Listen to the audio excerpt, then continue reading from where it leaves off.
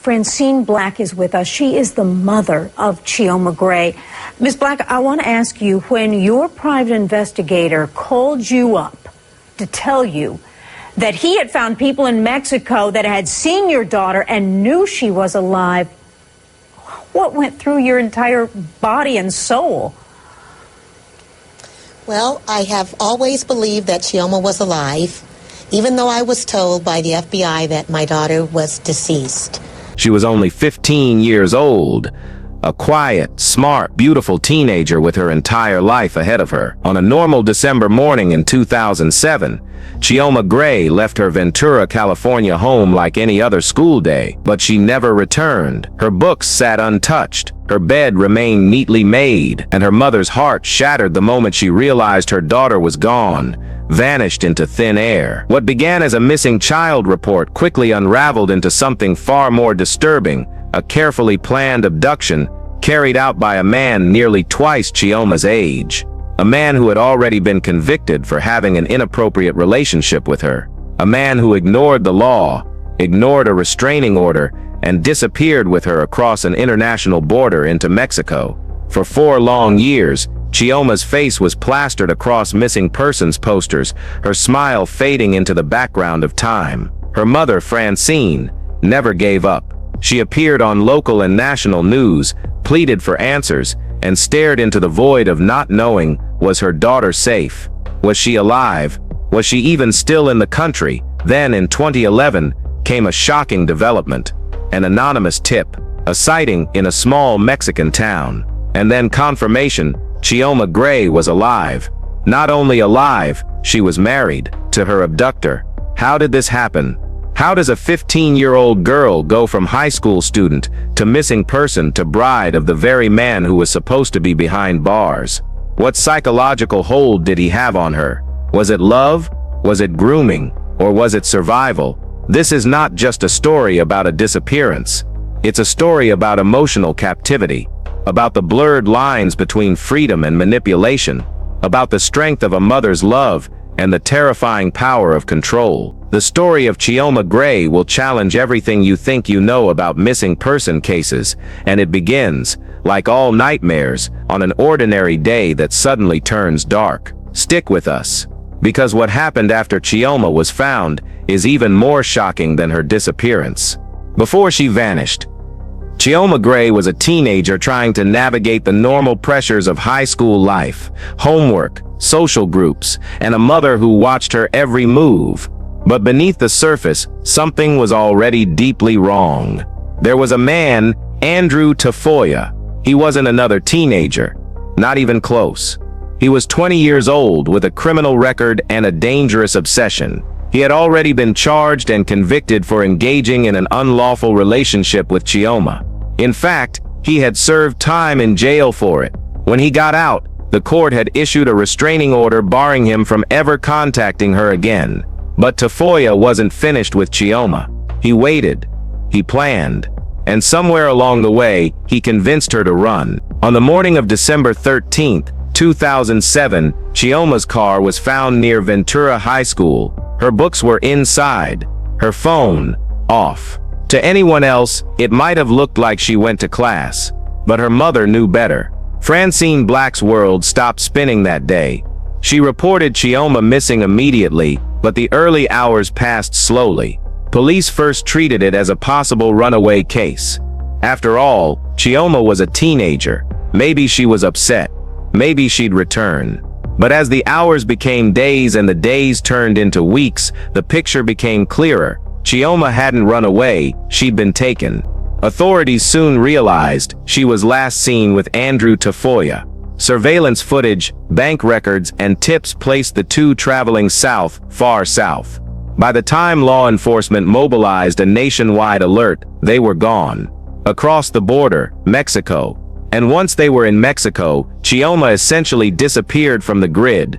There were no phone calls, no messages, not a single digital footprint. It was as if the earth had swallowed her whole. And that's when the real agony began. Francine began her campaign to bring Chioma home. She appeared on television, printed thousands of flyers, and organized vigils. She refused to believe that her daughter had willingly disappeared with her abuser. But public opinion started to shift. Some began to question whether Chioma had gone with Tafoya voluntarily, whether she was in love with him, whether she even wanted to come home. It's a dangerous question, and a heartbreaking one.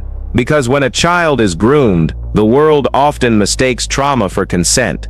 Behind closed doors, Chioma was now living a completely different life. A hidden life. A life isolated from everything she once knew.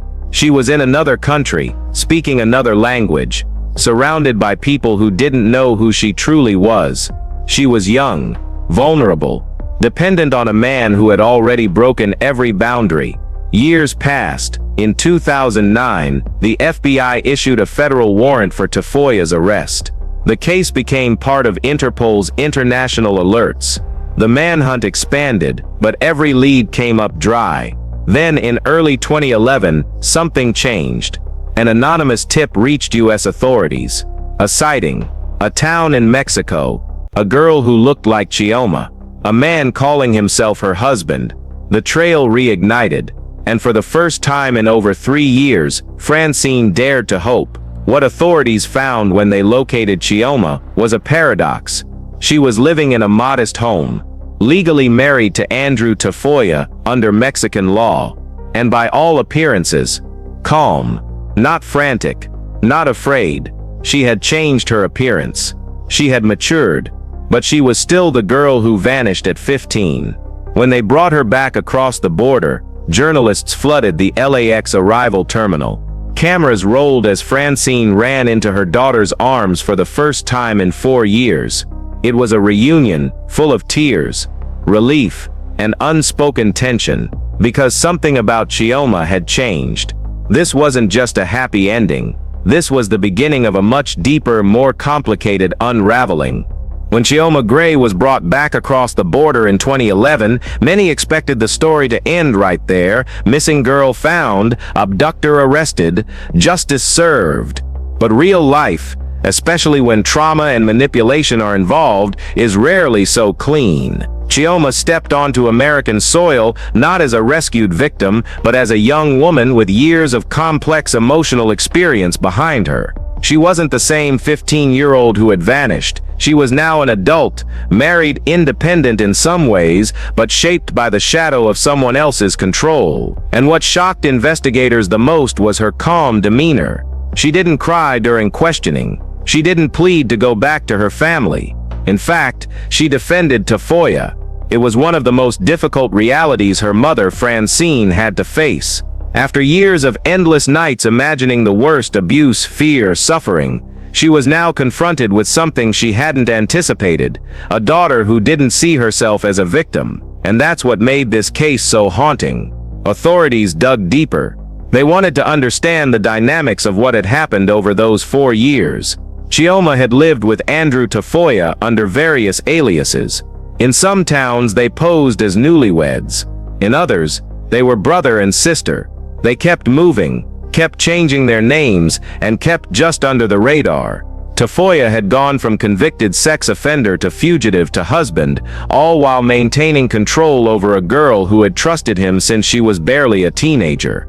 He groomed her slowly, patiently, until she no longer questioned his version of reality. And in that carefully curated world, she became convinced that she had chosen this life. This is what grooming does. It doesn't always leave bruises. Sometimes, it rewires the victim's sense of truth. When Andrew Tafoya was finally extradited to the U.S., he was charged with unlawful flight to avoid prosecution and violation of probation. But the question that lingered was chilling. Would Chioma testify against him? She wouldn't. Her refusal sparked public debate. Some blamed her. Others blamed the justice system. But the experts, the therapists, the trauma counselors, the victim advocates, they saw it clearly. This wasn't a love story. This was trauma bonding. When someone is taken at such a young age, their sense of identity fuses with their abusers. Escape isn't always physical. Sometimes, it's psychological. And even after the bars are in place, and the handcuffs are locked, the mental hold can still linger. Francine tried to reach her daughter emotionally. to reconnect the way they once were, but Chioma was distant, polite, but guarded. She answered questions, but never offered more. It was like she had built a wall, a quiet fortress around years of manipulated memories. The justice system did what it could. Tafoya was sentenced, but the punishment felt hollow. How do you penalize someone for a crime that the victim doesn't fully acknowledge? How do you restore years of stolen growth, stolen freedom, stolen adolescence? For Chioma, the re-entry into American life was quiet. There was no press tour, no big interviews. She didn't speak publicly about what had happened, and perhaps that was her choice. The only piece of true autonomy she had left, but for her mother, and for many who followed this case, it raised hard questions. How many other children are out there, living under different names, convinced that their captivity is love? How many families are still searching for someone who doesn't even know they've been taken? This was never just a rescue story. This was a mirror held up to the darkest parts of our justice system and our hearts. In the months that followed Chioma Gray's return to the United States, the headlines faded, but the damage didn't. Most people think that once someone is found, the nightmare ends, that the healing begins the moment they're back in their own bed, reunited with family, no longer in danger.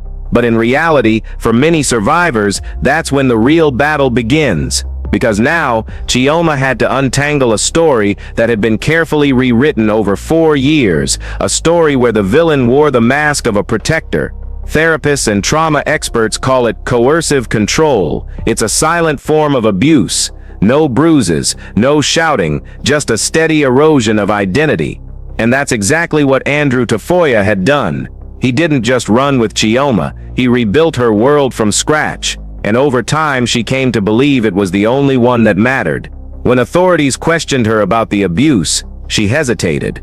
Not because it didn't happen, but because she didn't recognize it as abuse. At least not yet. For her mother, Francine, this was devastating. She had imagined a tearful reunion, imagined that Chioma would come running into her arms, sobbing with relief. But instead, she met a daughter who seemed calm, cold even, detached. And in the privacy of their home, Chioma would say things like, "He took care of me," or "He loved me in a way you didn't understand." Francine would later describe it as losing my daughter a second time. And while Tafoya sat in jail, awaiting trial, the legal system was limited. Chioma was now over 18. No one could force her to press charges, no one could make her testify. And so the courts did what they could, pursuing the probation violations, the federal charges, and securing prison time based on what they had. But the most crucial evidence, Chioma's voice, never made it to the stand. In many ways, this case revealed a terrifying loophole that an abuser can weaponize love, that if the manipulation is deep enough, the victim might never try to escape because they don't believe they're a prisoner at all. The public, too, was divided. Some sympathized with Chioma, others accused her of betrayal, of wasting the efforts of law enforcement, of siding with the man who stole her childhood. But those voices didn't understand what it meant to grow up under emotional captivity. The truth is, Chioma wasn't just stolen once, she was reshaped. Every decision, every thought, every feeling she had during those 4 years had been filtered through Andrew Tafoya. She had stopped thinking like a teenager. She had stopped thinking like herself. And now, back in her mother's home, surrounded by American life, she was a stranger to herself. The food tasted different. The people felt different. Even her name felt like it belonged to someone else. Re-entry for her wasn't just about coming home. It was about rediscovering who she had been before the world changed her. Behind closed doors, Francine tried everything. Therapy sessions, support groups, quiet nights watching old home videos. But progress was slow. Sometimes it felt like Chioma was reaching out, cracking through the surface. Other times, she was silent, lost in thought, drifting in memories that no one else could reach. And all the while, the media waited for a moment, a statement, a quote, a tell-all. But it never came. Chioma refused all interviews. There would be no public reckoning, no viral moment of closure. Instead, what the world got was a silence that spoke volumes, the silence of a girl who had lived two lives and was now struggling to figure out which one was real. And for every missing child still out there, for every parent who sleeps with the light on hoping their child will come home, Chioma's case became something more than just a headline. It became a question: what does survival really look like? And what happens when being found doesn't feel like being rescued? Years passed, and slowly, the noise around Chioma Gray's case faded. There were no documentaries, no televised trials, no best-selling memoir, just a quiet, steady silence that swallowed the headlines like waves over footprints in the sand. And yet, her story never truly disappeared.